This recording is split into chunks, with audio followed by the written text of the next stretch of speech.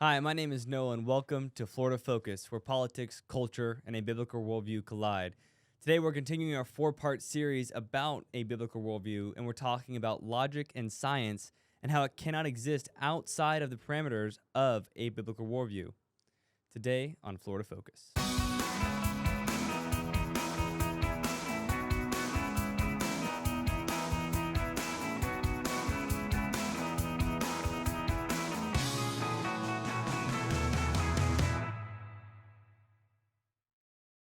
All right, so I'm here with Aaron again. We're talking about logic and science and why they cannot exist outside of a biblical worldview. So, Aaron, first, let's just say, why are we saying this? Why is this our stance?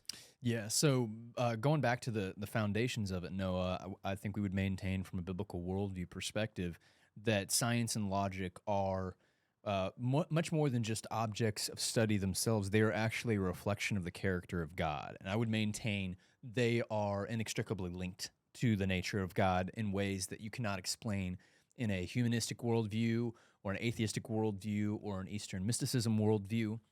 Romans 1:20, I think, makes this very clear. For since the creation of the world, speaking of God's invisible attributes, are clearly seen, being understood by the things that are made, even his eternal power and Godhead, so that they are without excuse, speaking of mankind. And I think we see this in terms of the nature of logic.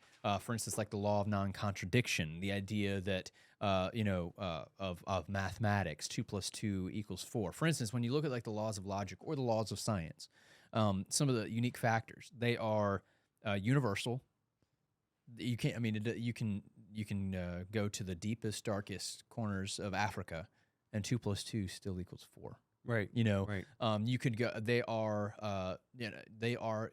Well, technically, even you can go to the other outer limits of space if we could hypothetically do that, and 2 plus 2 would still equal 4. They are. So they're universal. They're eternal. The laws of gravity were the same back when the Greeks and the Romans were fighting. They didn't fight in the air; they fought on the ground the same way. The laws of science are universal, eternal. They are indestructible, and along with several other characteristics. And it's interesting, and they're immaterial as well. You can't like get a law of logic or a law of mathematics. You can't say, okay, here's a pound of a law of science. We'll buy for $18.99 at the store. Well, guess what? Immaterial, indestructible, eternal, and universal are four of many characteristics of the God of the Bible. They reflect his character in the creation of the world. And when we basically remove that, foundation, there's no basis to be able to underlie and uphold the laws of science and logic. Yeah, and I know a lot of people are probably thinking, if they're watching and they're not a Christian, well, I don't believe God exists. Mhm. Therefore, science and logic still apply to me, whether or not I believe in God exists. Now, I do think that we have plans to go over the proof for God at a later time. But as of right now, just using the parameters of God does exist and the God of the Bible is true, these are the reasons logic and science can't exist outside of them. Correct. Right? And how do we know that this is true? Well, going back to your previous question as well, a skeptic can use, like, for instance, arguing over the existence of God. A skeptic arguing over the existence of God is like a skeptic arguing over the existence of air. Imagine if there was like a skeptic that was arguing against the existence of air, and he was saying, he's having to use air to make the argument against air. So in the same way, you can have the Bible does not say, and the Christian worldview does not maintain that you must believe in the truths of the Bible, that you must affirm those to be able to use the gifts of like science and logic. It simply says that they exist regardless of belief or non-belief. Right. Like our belief does not make things true or not. So yeah, I think Frank Turk had a good saying about that, which atheists have to sit in God's lap to slap their face. correct, exactly. No, that's a beautiful way of saying it. And I think when we talk about the scientific processes as well, I remember there's this one illustration that my dad often uses, is that in terms of the scientific process. So when we talk about people saying, science proves that God doesn't exist or something like that, or the Christianity is false. Well, the question is like, what is science? Well, science is basically just observation based on the human senses, observation, sight and touch and hearing and the other senses. Well, what do those go back to? They go back to our brain. Well, if our brain, let's take secular humanism and evolution. If our brain is the result of random chance evolution over millions of years, how in the world can we trust the results of our brain? How do we not know that basically maybe our brain is basically just being controlled in some matrix by some foreign alien, a civilization or something like that?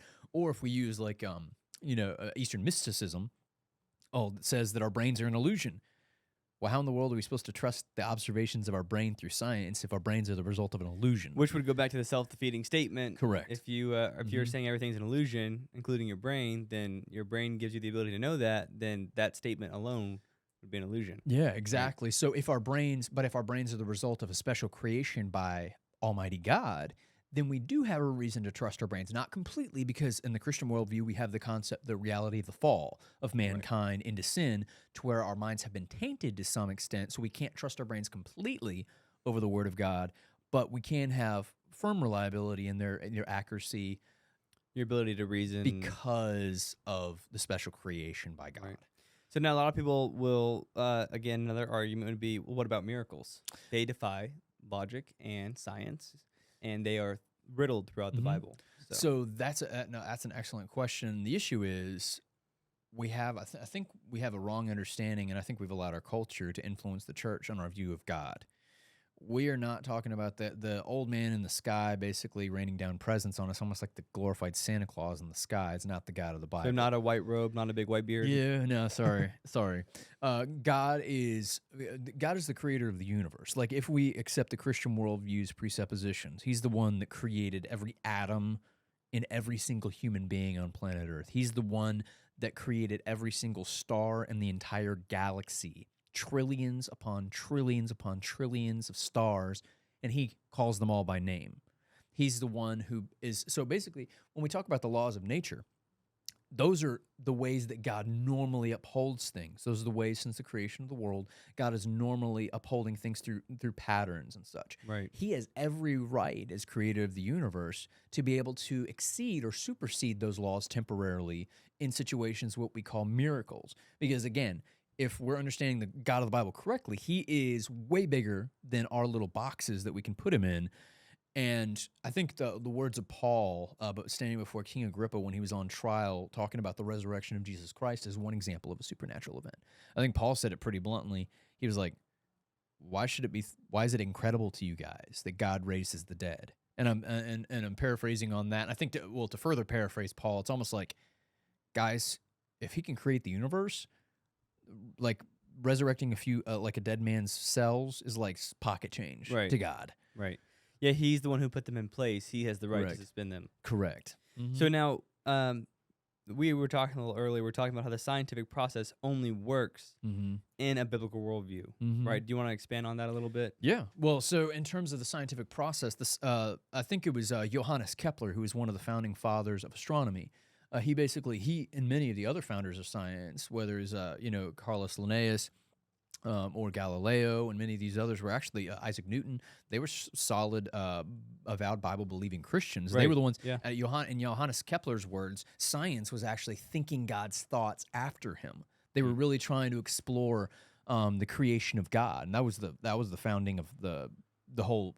Almost all the fields of science up until probably the 1800s. Come a long way since that. A long way.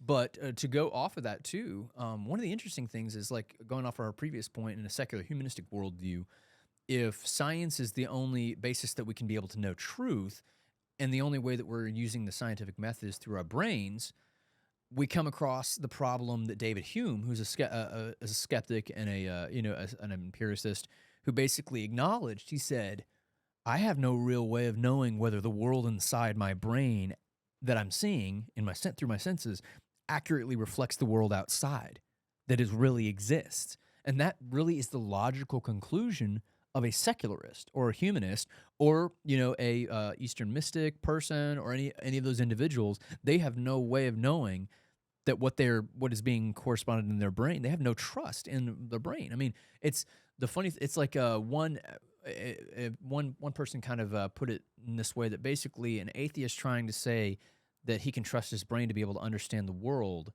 is like me being able to say that I have this bottle of water here, and that I would let's say I dump it out on the floor, and let's say simultaneously you throw your notepad across the floor as well, that I could somehow say that your notepad would be able to understand the intricacies of me pouring out the water on the floor. Like, how could one accident be able to understand another accident? Right. You know, how, like, and again, that's if we take an evolutionary worldview or secularist humanistic worldview or the Eastern worldview that it's an illusion, how in the world can we be able to trust that one illusion or one accident is able to magically understand all the other accidents around the world that are illusions? No, absolutely. And I think this brings us to kind of our final point here, which is the dangers of postmodernism, modernism, and regarding to, let's say, defying the laws of logic and science, even more so than we have in the past, which is like in regard to, let's say, transgenderism, where they are saying that biological sex no longer matters. Right? When we know scientifically biological sex, there's a difference between Aaron and there's a difference between his fiance, right? Yeah. And these are imperative differences that God instilled in us when he created man and he created woman, right? So I wanted to kind of expand on this idea of just kind of a couple of different ways that postmodernism is really attacking the ideas of logic and science because of the godless society that we currently are. Well, what comes to mind is the humorous example recently that we've seen in the news, like some of the secularists and leftists are attacking mathematics and mathematical precision as being like racist and white supremacist, like it is oppressive. And it's like, okay, so when has 2 + 2 become like racist? And I think it points to, I think it's really a cover. It's a cover. I mean, obviously we know, mathematics is not like, I mean, what are we supposed to say? Certain people are more stupid than others. I mean, that's really a racist thing to say, obviously for the left. But I think it really is just a cover for the postmodern movement continuing to undermine the vestiges of a Christian culture. And I think they're doing us a favor in proving our argument that no, logic and math only can exist in a consistent Christian biblical, worldview. Right. And when they're undermining that, they're being honest. Yeah, there's no reason to defend and demand mathematical correctness and precision among elementary kids. If you're teaching them that they're an accident made of pond scum, why are you teaching them that there is actually a field of logic called math that is always true, that's always right, that's always consistent, that's repeatable, that's testable? Those are attributes that are a little bit and if you don't believe in God, and we'll talk about this more on the next episode, talking about morality, if you don't believe in God, who's to say racism is wrong? Yeah, exactly. Who's to say that these things are wrong? Coming from the people who say having a driver's license is racist, right? We don't trust a whole lot of what they say. But I just wanted to give you the opportunity. Is there anything else you think we missed that we should dive into really quick? I think it's realizing again, to repeat our previous point, we're not saying that unbelievers and people who don't share a Christian worldview can't do science and logic. Right. We're simply saying they are borrowing from the Christian worldview to try to refute the Christian worldview. And they don't live their life. People in these different worldviews, Hindus don't live their life consistent with their worldview. If they did, they would not do. A Hindu could not do science logically if they truly believed that all except Brahman was an illusion, was Maya. An atheist could not truly be able to use the laws of logic and mathematics if he truly believed in a universe that existed and originated from a chaotic explosion of random chance over billions of years. It just couldn't happen.